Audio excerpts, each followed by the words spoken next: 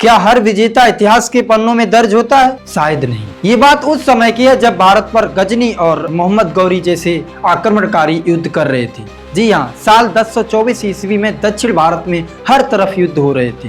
चोल, पांड्य और चालुक्य अपनी ताकत बढ़ाने के लिए युद्ध लड़ रहे थे। इसी दौर में एक ऐसा योद्धा सामने आया जिसने अपनी बहादुरी से सभी को चौंका के रख दिया। एक ऐसा नाम जिसे सिर्फ कहानियों में सुना जाता था, लेकिन कुछ इतिहासकारों ने अपने इतिहास के पन्नों में उन्हें जगह नहीं दी।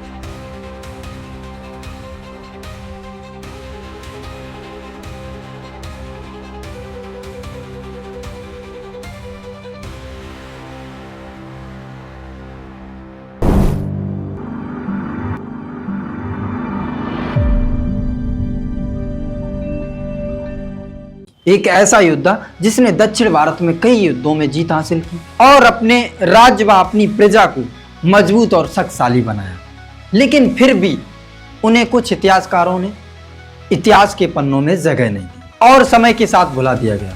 लेकिन अब सवाल यह उठता है, क्या चंद्र यादव सच में इतिहास का हिस्सा थे या सिर्फ कहानियों में सुनी जाने वाली कोई गाथा है?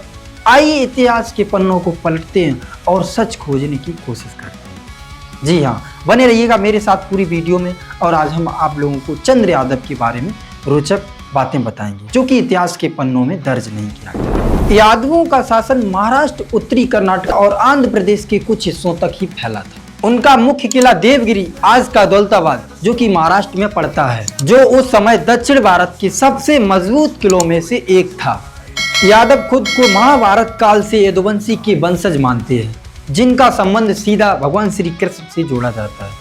पर क्या चंद्र यादव देवगिरी के यादवों से जुड़े हुए थे या वे चोलों के खिलाफ लड़ने वाले एक अलग योद्धा थे? जो मैदान छोड़ता उसे कोई याद नहीं रखता है, लेकिन जो आखिरी सांस तक लड़ता है वही इतिहास बनाता है।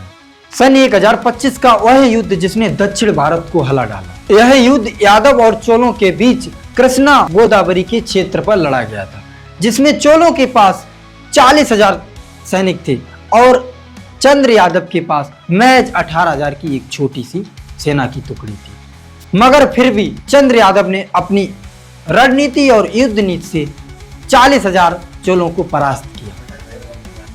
चंद्र यादव रात में तेजी से हमला करके दुश्मन की रसद काट देते थे ताकि उनकी सेना कमजोर हो जाए, और इसी वजह से चंद्र यादव ने चोलों के 40,000 सैनिकों को परास्त कर दिया था। एक कहानी के अनुसार चंद्र यादव ने अकेले ही 200 से अधिक सैनिकों को एक बार हरा दिया था। कहा जाता है कि उन्होंने कम सेना के बावजूद भी चोलों को हरा दिया था और विजय हासिल की थी। लेकिन यह युद्ध इतिहास की किताबों में क्यों नहीं दर्ज किया गया? मैं आप लोगों से पूछता हूँ, क्या चंद्र यादव को जानबूझकर भुला दिया गया? जो पीछे हटता वह इतिहास का कभी हिस्सा नहीं बनता है। उन्होंने पश्चिमी घाट और कृष्णा गोदावरी क्षेत्र में अपनी सत्ता कायम की। उनकी गुप्त रणनीति ने कई बार दुश्मनों को हैरान कर दिया। उन्होंने गोरिल्ला युद्ध नीति का इस्तेमाल किया, जिसमें छोटी छोटी टुकड़ियां मिलकर एक बड़ी सेना पर आक्रमण करती थी। उनका मकसद सिर्फ युद्ध जीतना नहीं था, बल्कि यादव वंश को दक्षिण भारत में मजबूत करना था।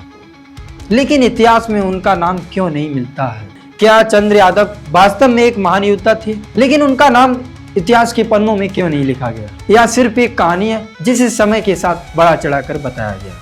आप लोगों का क्या सोचना है? क्या चंद्र यादव वास्तव में एक वीर योद्धा थे या सिर्फ उन्हें इतिहास के पन्नों में भुला दिया गया? साथियों, अगर आपने मेरी पहले वाली वीडियो देखी हो जिसमें मैंने दक्षिण भारत के सभी यादव राजाओं का जिक्र किया, अगर आप लोगों को किसी स्पेशल, किसी इंडिविजुअल राजा के बारे में जानकारी चाहिए हो तो आप लोग कमेंट करिए और बताइए, मैं आपको उसकी वीडियो प्रोवाइड कराएंगे।